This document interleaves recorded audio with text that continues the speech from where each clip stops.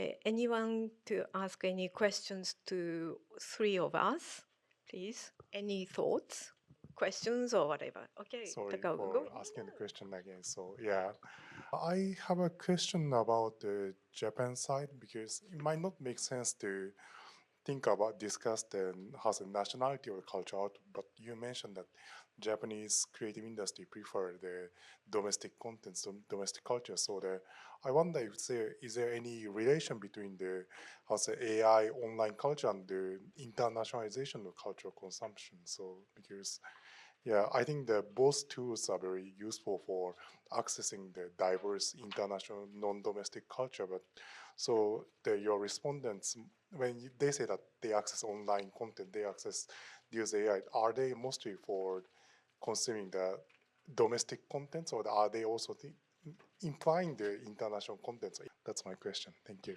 Okay, thank you very much for the question. We don't really specify what kind, whether Japanese or non-Japanese, but I would assume that they access international content more easily than before. Like young people, my students, some of my students are really addicted to K-pop and they always look for K-pop content online. So that's international. But they also, some others access, I don't know, Japanese only content from Japan only, because there's this tendency. I mean, this is beyond the scope of our survey, but there's a strong tendency for the Japanese people to to become more and more sort of inward looking.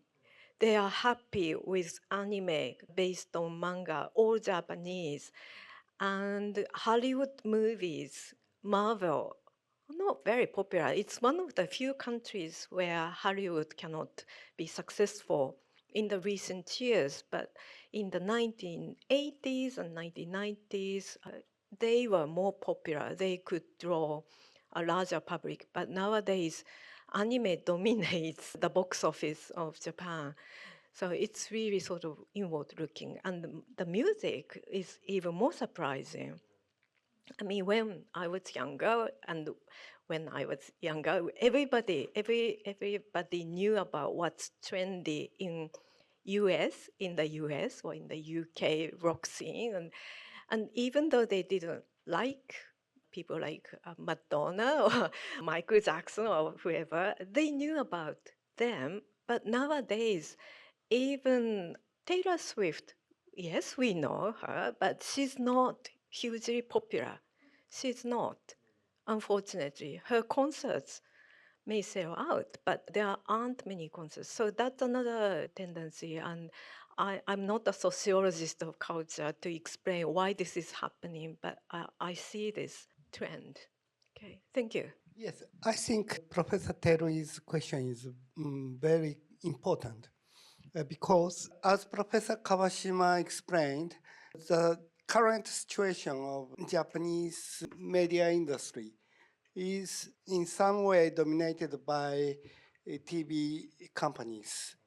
And TV companies control the situation of cultural influences. And maybe even now, the main source of information gets from TV programs in Japan. And this means the degree of controllability by TV company is still high in Japan. So maybe for TV companies, it's better strategies to restrict information source to keep their status in Japanese media industry. This is not good fact, I think. I have some comments rather than a question, but the comments which are quite, how do I say? Yeah, just to make a point that I agree that it's so difficult to draw conclusions from the findings and also from the comparison. And what is striking to me is this difference in terms of people's attitude towards AI And in Japan, there is more sense of optimism, as you just mentioned. In the UK, I think the UK public sort of concerned, they show some concerns with the potential impacts of AI, potentially negative impacts perhaps of AI on art making, on artists making living and artist skills and creativity, etc. So I think that following this, it might be really interesting and useful to do some qualitative research on how these public opinions respond to how artists and cultural workers feel in the sector.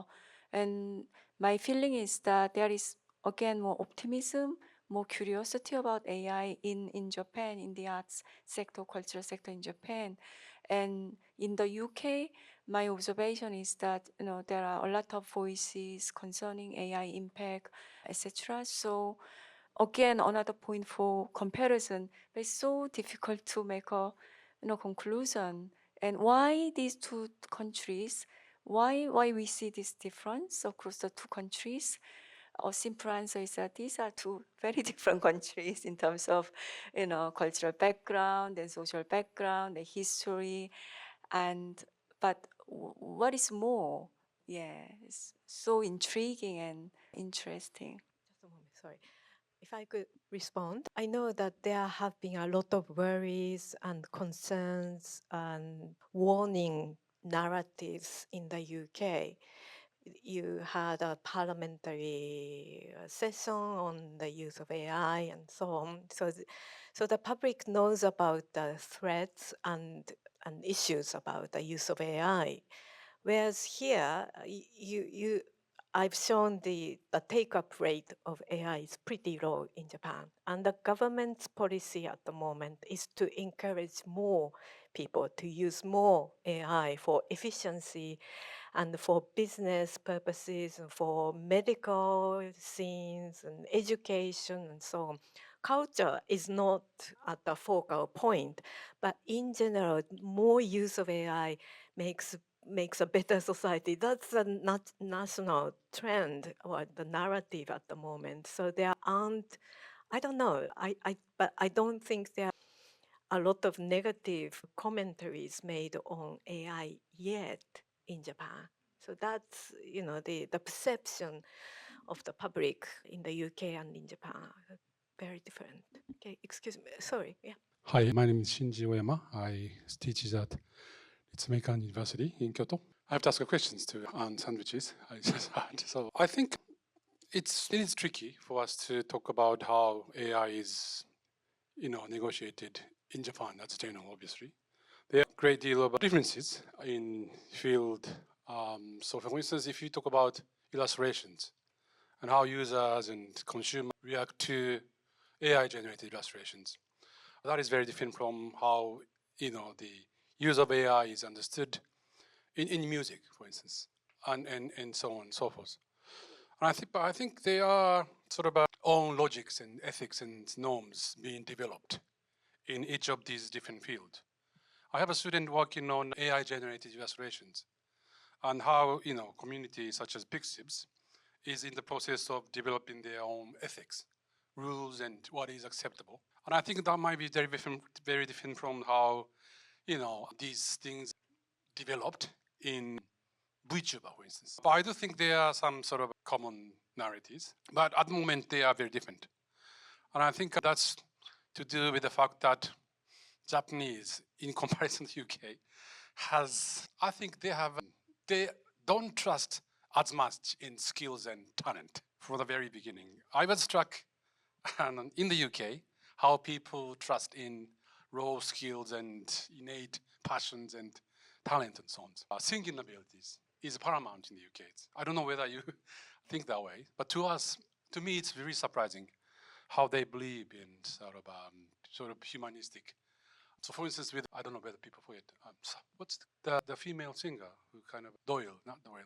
We don't really care whether singer has skills in singing or skills in dancing, and whether their singing is augmented by application from the very beginning.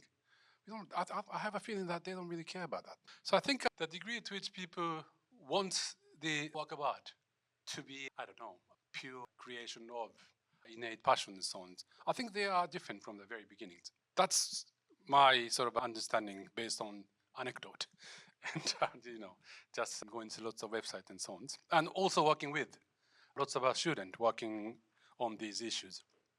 So that's my comment. I don't know whether if it's to this research project, I don't really understand the scope of this research project. I just feel I should make a comment. So thank you very much. Any other? Okay, Professor Kawasaki. My name is Kenichi Kawasaki, and then my main concern cultural sociology and just linked with the cultural economy, cultural politics, and information research studies. And I feel very shocked to hear about the Japanese team's findings. So internal orientation. So I have a little bit, sorry, this time is, I just try to speak English for maybe for 6 months or so. So anyway, very interesting and very important, and to clear between the distinction and the sharing of the UK and Japan. But I think I have a question about Japanese research on variant about academic career or working experience. How about such a kind of variant so influenced this kind of findings? So maybe this is a very first one, because I feel that, of course, there is clearly distinction between UK and Japan, and lots of findings are very valuable for us all. But at the same time, so sharing each other, a more important thing is just Nobuko pointed out the fourth point on the level of knowledge. On the level of knowledge of generative AI, there are so many AIs. We always have lots of things. So how kind of this kind of generative AI, what kind of generative AI we have or encounter or deal with such a kind of AI? So on the level of knowledge, according to this kind of level of knowledge, so just research again and show detail. It is next to our research goal or something, I think. Sorry, poor English. Sorry. No, it's okay. Salvatore and I were talking yesterday that the educational level of the respondents might be a big factor. We haven't really. Do you have anything to say? We haven't really investigated that yet. We did income level and the social class in general. So education is reflected into that. But I thought you had a different thought or idea. I think, we just had the discussion, yeah, and I have a very much similar thoughts, although as Professor Kawashima highlighted, this is still something that we need to investigate. Our thoughts around the role, the importance of education mostly comes from what we generally know. We generally know that more better educated, highly educated individuals engage more with online culture, engage more with culture in general, not just online culture. So we think they are more likely to have digital skills. So all these factors, it is tempting to argue that all these factors may also be reflected in more confidence with generative AI. Although at the moment it's no more than a speculation, so it's something that we aim to investigate further. So this could be one relevant dimensions to investigate based on what we know the role of education is. I would like to answer to Professor Kawashima-saki's questions, especially the differences among educational level or occupational. Unfortunately, we don't have the detailed information on educational career, I think. So, but we have information on occupations. So I will show you later on the difference among occupations. Okay, thank you very much. If there's any burning issue. Oh, okay, go ahead, Taegyeom. I think that going back to Shinji's point, your early statement, and I think this is really important because arrival of AI means that, this is a very critical moment in terms of the development of cultural institutions and cultural practices and the cultural sector as a whole. There are certain institutions and norms and practices, but these are questioned because of AI to a certain degree. And so we feel that some of the existing institutions such as copyright law or existing way of educating students in terms of the creative subjects, they are not enough, perhaps. So we have a lot of questions to ask about, how we develop the existing institutions and practices so that people can be more properly educated about AI, and also people can nurture skills that can be related to the use of AI and or making innovations in the time of AI. And there might be some new institutions, but we don't know what sort of institutions we want to build and how these can be built.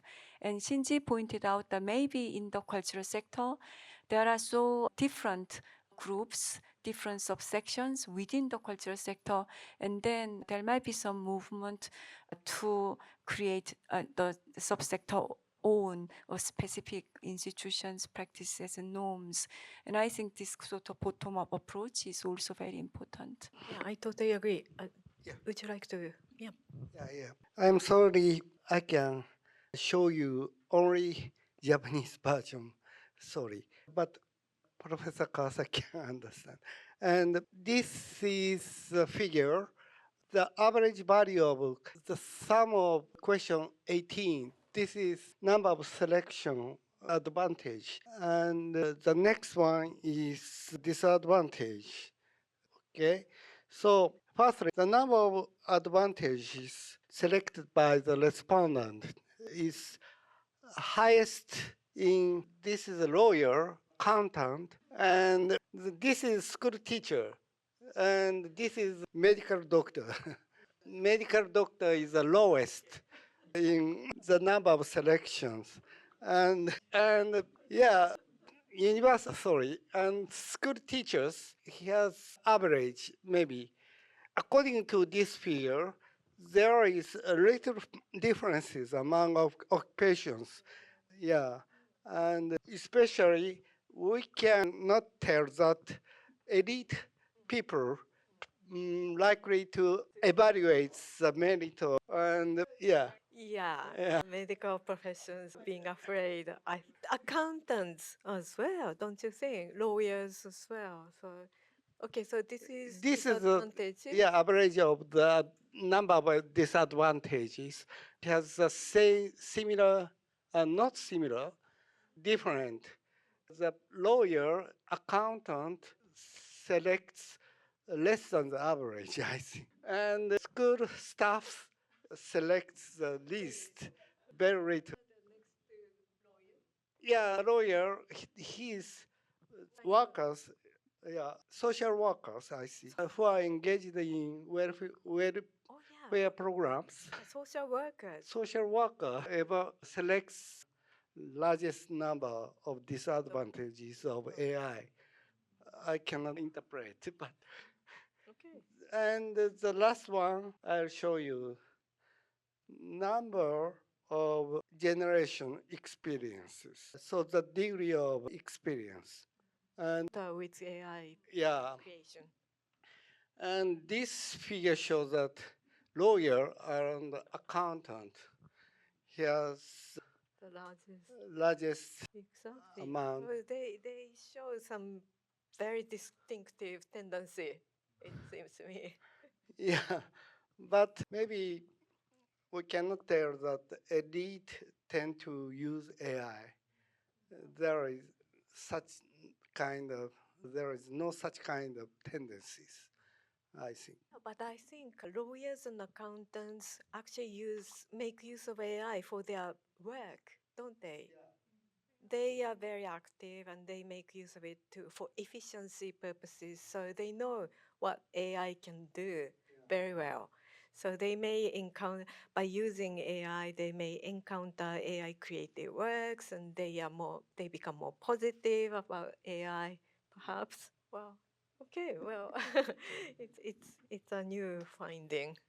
Okay, so let me conclude the first session and then we will move on to the next speaker. And before that, we take a break.